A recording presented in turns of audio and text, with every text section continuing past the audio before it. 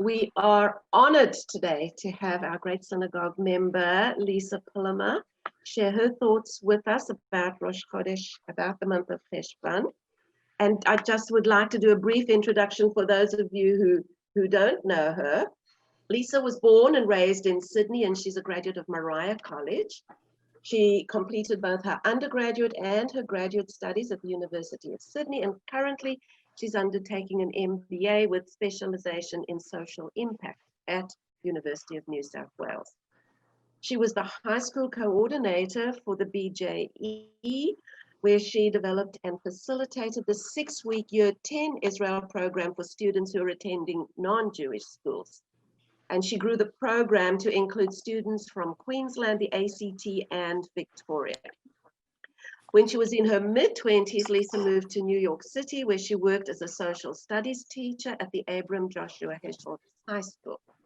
Here, her responsibilities included administering the Interfaith Club, which created and built relationships and alliances with different faith-based schools in the New York City area. And she also coordinated the Year 10 student exchange program to Vienna in Austria. And she traveled with the small group of students to learn, study, and connect with the past and present Viennese Jewish community. And after 5 years of living and teaching in New York, she returned to Sydney, and she's currently teaching at the HSIE and Jewish Studies Department at Emmanuel School. She's also a past board member of NSW WITSO, focusing there on helping the organization engage young women in WITSO projects. Currently, she's on the steering committee of J-Wave, a startup initiative seeking to engage families of students at non-Jewish schools. And she's also the mother of 2 gorgeous girls, aged 3.5 and 1. Lisa, thank you so much for sharing your time with us, and I will hand over to you now. Thank you, Sharon, for a very warm and kind introduction. And thank you to all the great women for extending an invitation to me. And while I facilitate this Rosh Chodesh, whilst Avril welcomes her new baby boy into the world, I want to wish her and Rabbi Phil a mazel tov on the arrival of the baby boy, who I've just heard is the name, Ro'i Yaakov. May he be blessed with good health, joy, and much love throughout his life. And we look forward to having Avril back, I think, in a couple of months' time. So thank you. Before I begin, I want to acknowledge that I'm streaming from the traditional lands of the Gadigal people of the Eora Nation. I recognize that this land, for tens of thousands of years, has held the stories of their language and their culture. We extend our respect to Indigenous leaders, elders, past, present, and emerging, and recognize the privilege in being able to meet here and online freely this morning. So I want to invite you all to find a comfortable spot in your home. Make yourself a cup of coffee, as Anna has just done, or a cup of a tea, or a comforting drink of your choice. You may want to light yourself a candle. I want you to take a few deep breaths and find yourself, get cozy and comfortable, and acknowledge to yourself that you are now entering a space for women.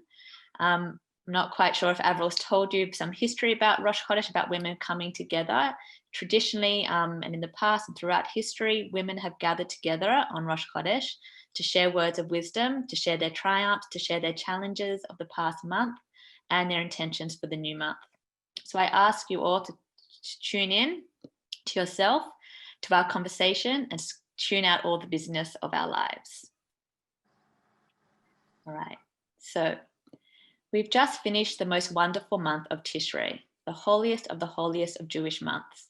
It is filled with holidays where we celebrate Rosh Hashanah, our new year, Yom Kippur, where we forgive ourselves for the moment where we were less than our best selves. We feasted with guests in our sukkah and danced with joy with the Torah for Simchat Torah. Last month, we had many opportunities for introspection and connect with our Jewish tradition. The month of Tishrei is filled with spirituality, happiness, and joy, a month where we promise to ourselves and to God to do and be better. Then, within 1 week, this Rosh Chodesh, we incur the month of Cheshvan, the only month in the entire Jewish calendar with no holidays, a month devoid of any holidays at all, so empty that the rabbis nicknamed it Mar Cheshvan, bitter Cheshvan.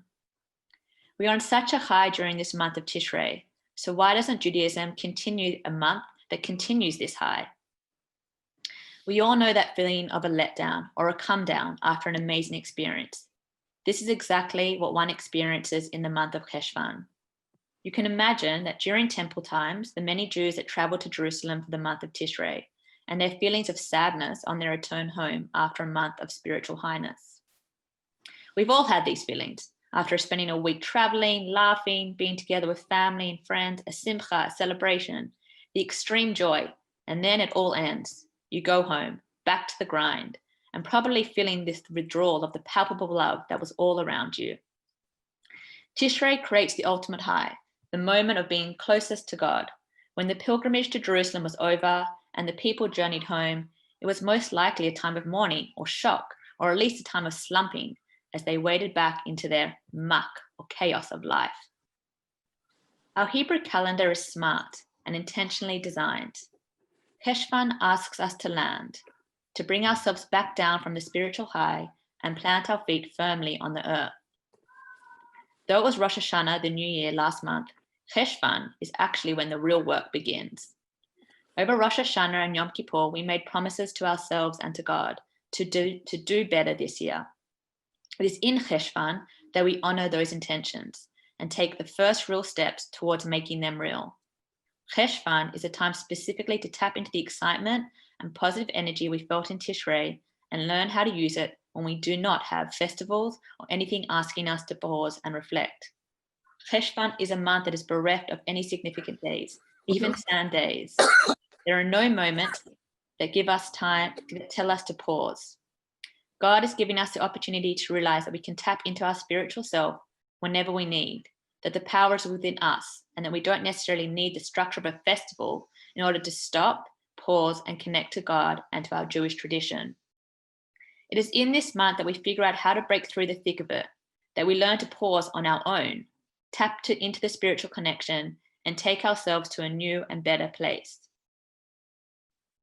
Before we continue, I want us to take a moment for us all to pause and reflect. And if there's a desire to share, please feel free to share your responses with our group and just, talk freely. If not, then you might want to write yourself, a piece of paper or write yourself these questions and you can come back to them later. I invite you all to think about what your mud is. What is holding you back from your best self? This month, even though we have no festivals forcing us to slow down and connect to our Judaism, will you find time in the chaos, in the muck, to connect with yourself, to God and our Jewish tradition? How do you plan to do this? How do you plan to follow through on the intentions and promises you just made over the high holidays? Okay, just going to pause for a couple of moments and then I'm going to continue. And if you want to share, feel free to share. Otherwise, we'll come back at the end to share more.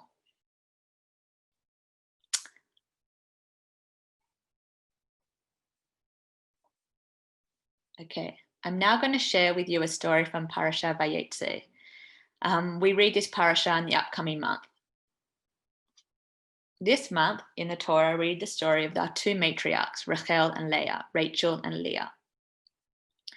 Their story is about the forces of sisterly allegiance and female competition within the cramped quarters of a love triangle.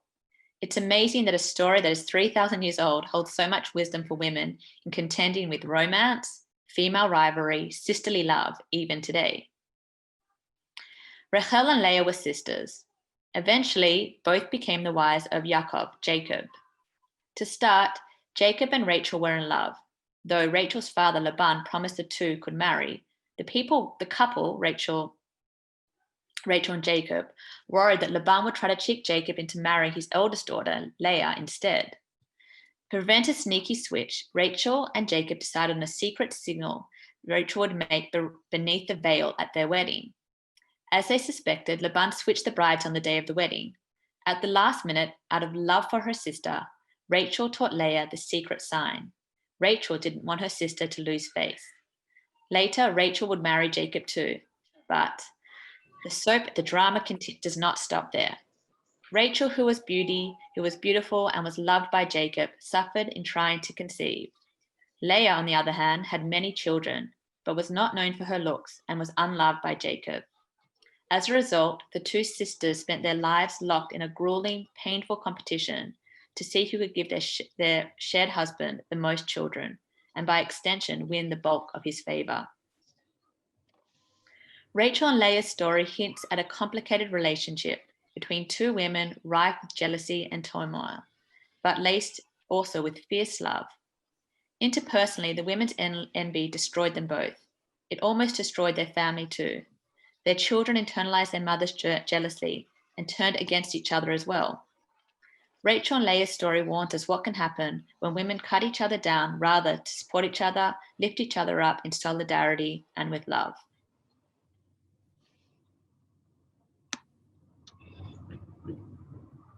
Okay.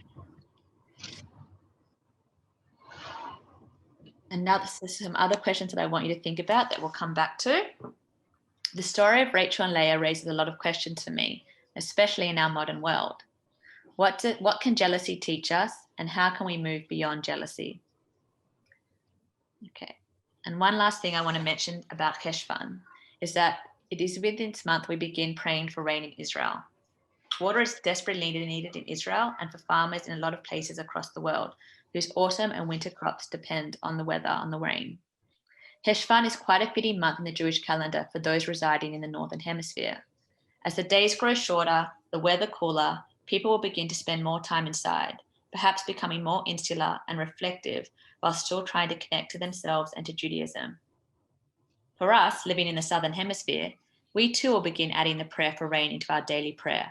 However, as summer grows near, we hopefully will be able to spend more times outdoors with family and friends, COVID permitting.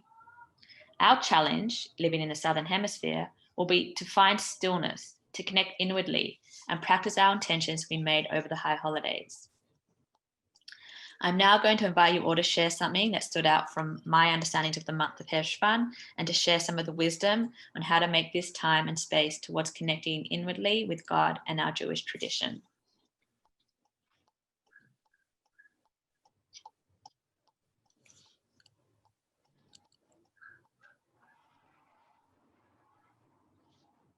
You're on mute, Sharon.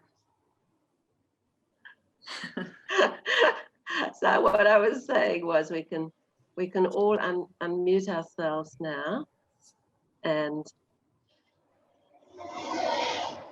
ooh, what is that? It's interesting how you spoke about that as the winter months are coming in the Northern Hemisphere, and that people have to stay indoors more and be more insular. That the first thought that came to my head was, we've been doing this all year. Have we had an entire Cheshvan since March? Yeah. You know, I mean, it's almost, you know, it's the equivalent of the New Year's resolutions that the secular world talks about. Everybody makes their New Year's resolutions at the end of December, and we do ours in September. Anna. Rabbi Elton, I was speaking to him about this, and he said, no, we pray, because I said, praying for, you know, we're in the Southern Hemisphere. He said, no, you're praying for Israel to have rain. That was his answer to that. Correct, that's right, yeah. He said, we're not praying for us, we're praying for Israel to have rain. That was his answer. I don't know whether I agree or disagree or...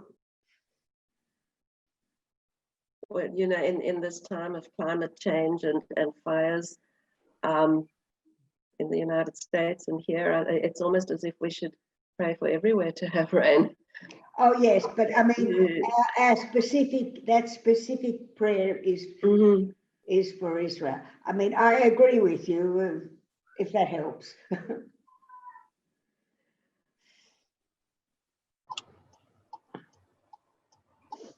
Anyway. Tessa, were you going to say something?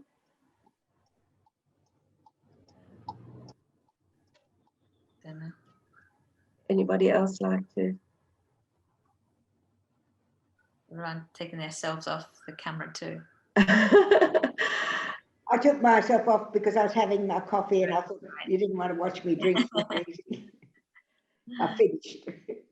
I have to confess that being the crazy time that it was, and not going to shul on Yom Tov, You didn't feel like Tishri. I don't think that I did make any Intentions.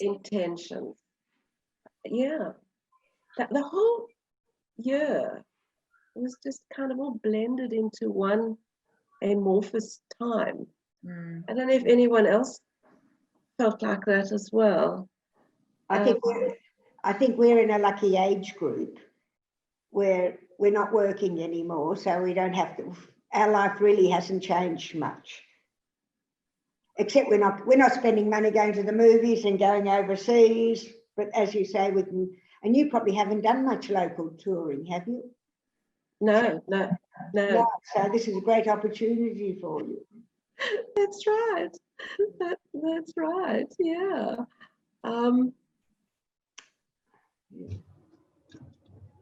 Would anybody else like to share their thoughts? Everybody's very quiet today. Monday.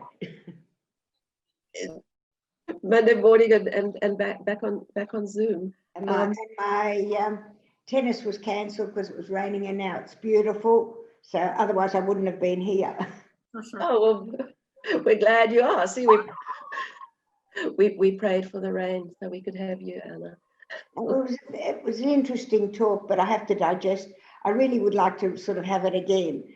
You recorded it. I'll share the script with you, Anna. And well, also for everybody, this is being recorded, so it will, Lisa's talk part, and if anybody doesn't want the conversation part afterwards, to they don't want their personal thoughts to go up on the website, we can just have Lisa's talk, and that will be up on our website. Ezra can edit it too, because we people don't necessarily want their personal thoughts to be up on the website for the world to see. So that's a good point. Thank Sharon, you. can I ask you, in normal years, normal inverted commas, do you find that over the high holidays you do make intentions for the coming year?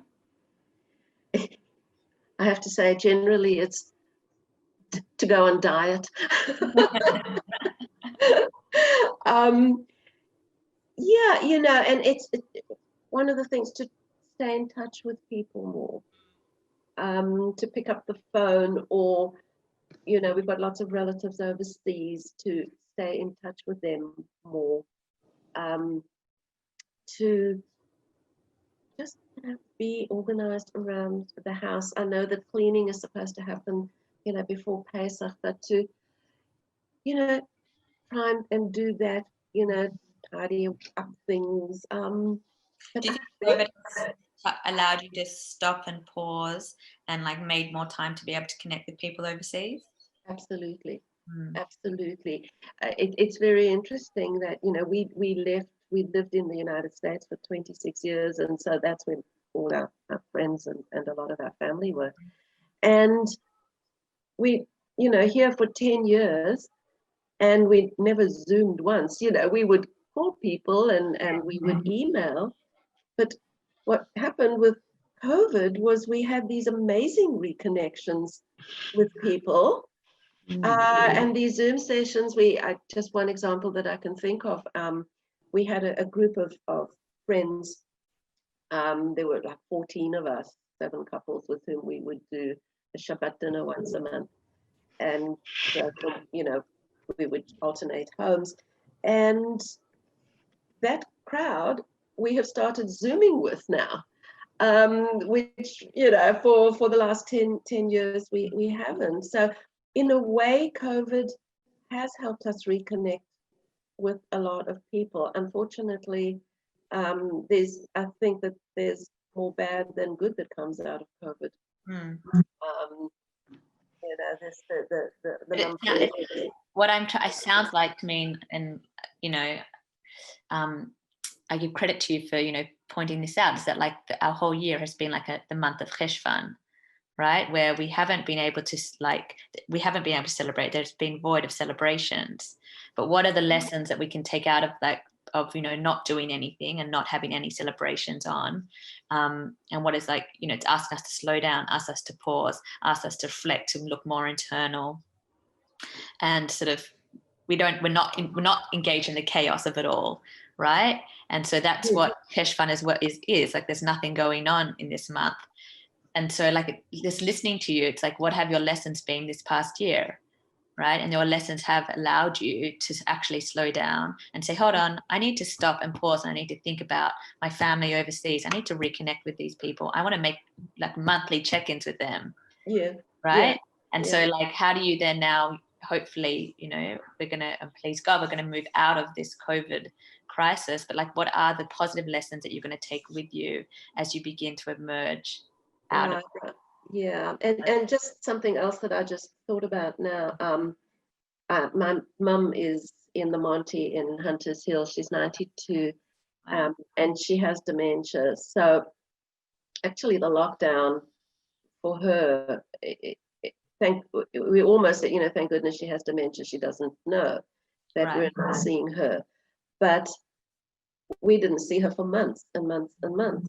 And when they finally did reopen, the appreciation that I now have for being able to see her and hug her and stroke her hand, and she unfortunately does not know who I am, and she doesn't know who my sisters are. At least we're able to be there with her, and I just have such an appreciation now of being able to do that. Totally, yeah. Which, before it was routine. My sisters and I, we would each go and do our weekly visits, and sure, that was great. But now, wow, we can visit. It's I think that this lockdown has taught us, and definitely taught us, an appreciation of things that we had taken for granted before. Mm-hmm. Yeah, I agree. So I think we can look at like as this year is like an entire Cheshvan, Yes. And thinking about what is it, the lessons we're going to take out of it and take with us as hopefully things get better. Right. Does anybody else have anything they'd like to add? Because if not, Lisa, I want to thank you so much for sharing your time with us and your thoughts at this most unusual time, really. And we're just so grateful to have you as member of our congregation and as part of our community. You're such an asset to us.